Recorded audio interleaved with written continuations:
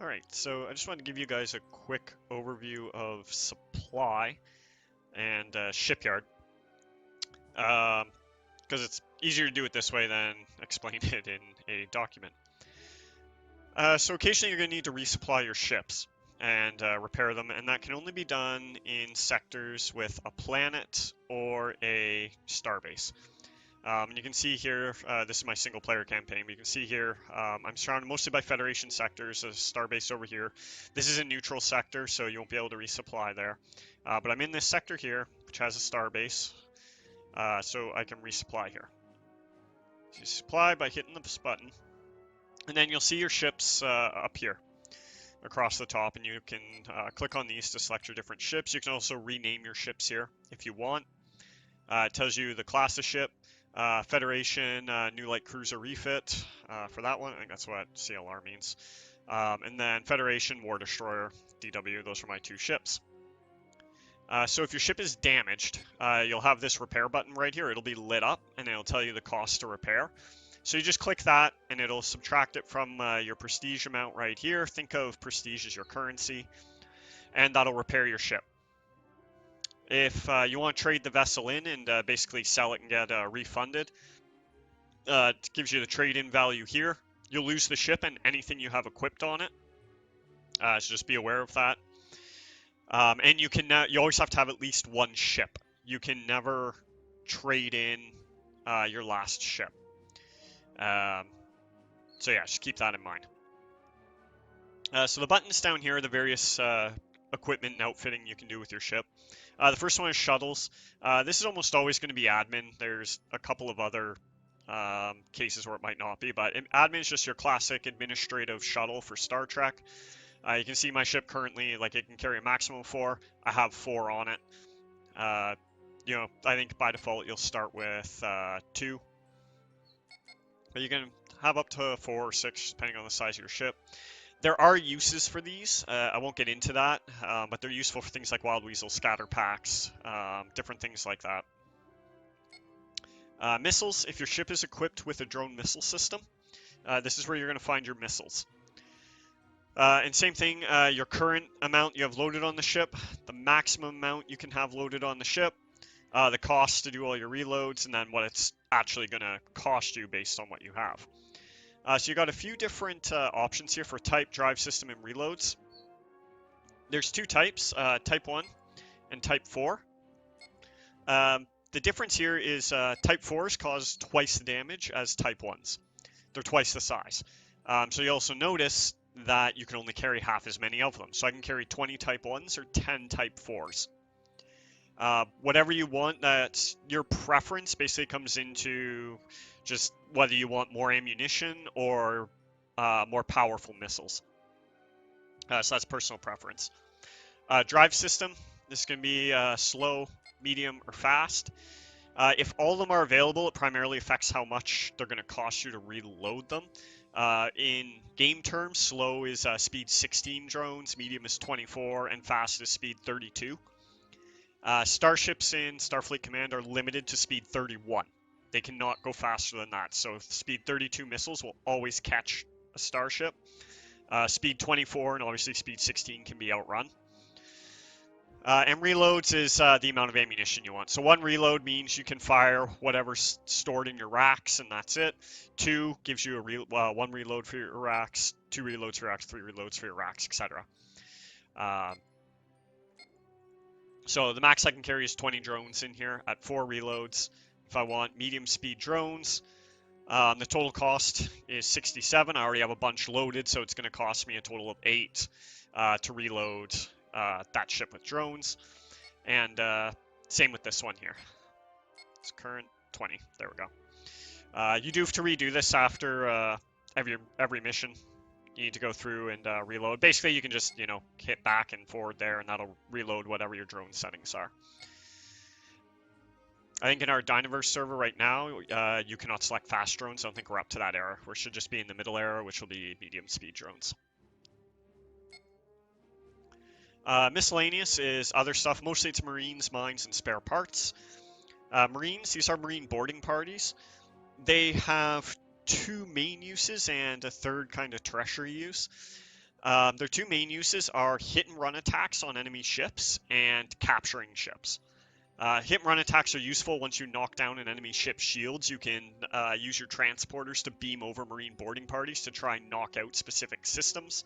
So you might try and knock out like the anti-drone systems, or if maybe the disruptors, or if you're fighting Romulans, I always try and knock out their damn plasma torpedoes. Things like that, so they're really cool.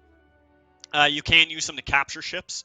Capturing a ship will get you roughly twice the victory points from outright destroying it. It's just a lot harder to do, especially if it's like a Klingon ship or something like that, because they're very hard to capture. But you can do it if you have a lot of them. Mines. These are your space mines.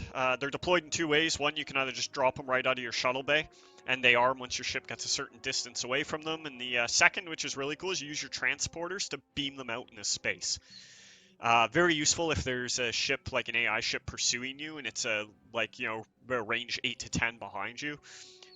You can drop a mine out of your shuttle bay, and almost guaranteed the AI ship's going to break off because it doesn't want to run over the mine.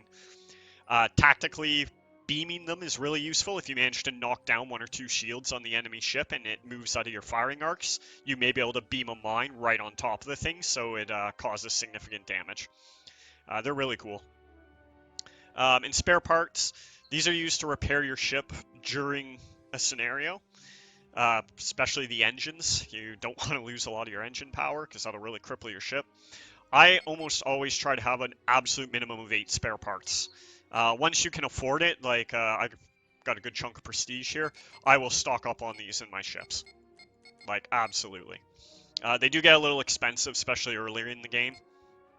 But then again, early in the game, repairing damage isn't as deadly, so it's not that bad. But you never want to run into battle without spare parts. If you can avoid it, you will have a bad time. Anyway, and then when you're done making all the changes you want, you can just hit done. And you can see there it subtracts from my prestige, and yeah, it's my ships refitted. This one, yeah. So the next one is the Shipyard. And again, this won't be available everywhere. But if you click this, it gives you a list of all the ships available for you to purchase. It's a little different in the multiplayer game. Again, this is single player, but you're going to have bid buttons down here. And you just bid on a ship because technically another player can outbid you. The price is listed on the right-hand side. So right now I have 600 prestige. That's basically your currency. So obviously I cannot afford a Federation Galactic Survey Cruiser refit. Or drone refit or something.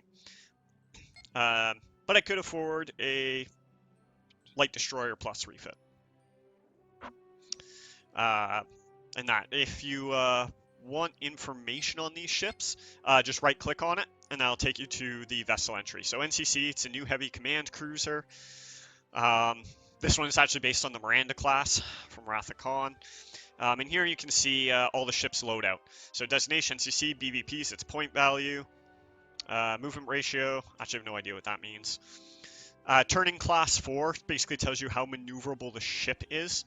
If I recall, the lower that number, the better. Yeah, so battleship is a turn class of 6. So if this number's higher, it means it turns slower. Lower's better for turn class. Where'd that ship go? Whatever. Let's open a destroyer. This is a Saladin class destroyer. Crew 25, Marine 6, so it tells you how many Marines the thing can have. Total warp power, total impulse power, auxiliary power, engine power 23. So this basically gives you an outline of how much power is actually available in the ship. So 23 power. Power is, of course, used for pretty much everything in this game, with 2 batteries, 2 transporters, 2 tractors, can store 1 shuttle, no fighters, and its weaponry. So in this case, it's 2 photon torpedo launchers, which are right here, 2 plasma F torpedoes, which are here and here, 6 phaser 1s and 2 phaser 3s. Just look at the stats. I can tell you right now this ship is underpowered. I'd be amazed if you'd ever be able to arm all the photons and both plasmas at the same time. Also tells you its ship rating, 16 on your aft 3 sides, 18 on your 2 front, and 20 on there. One thing I will point out is because I'm running an expanded ship list, the picture of the ship that appears here isn't always the hull that you're going to get. So this is why, like in the document, I said pay more attention to the stats than the aesthetic picture. I don't know if there's a frigate in here. There's a frigate. Yeah, so this frigate design like this, I'm pretty sure is not in this ship list, or it will not look like this. It'll look more like a saucer with a couple of engines attached to it. FFDR, so that's a drone frigate. Anyway, when you purchase a ship, it immediately appears in your inventory, and then you can go supply and refit it. When I buy a new ship, I always make sure I've got about 200 to 300 in prestige left so I can actually outfit it a bit. If you're just doing a straight upgrade from, like, if you only have one ship and upgrading to another, basically you need enough prestige to buy it. Then you buy the new ship, and then you can come here and sell your old one. Just hit trade in, and you can trade it in. Anyway, so that's a very quick overview of the supply and shipyard in the campaign map.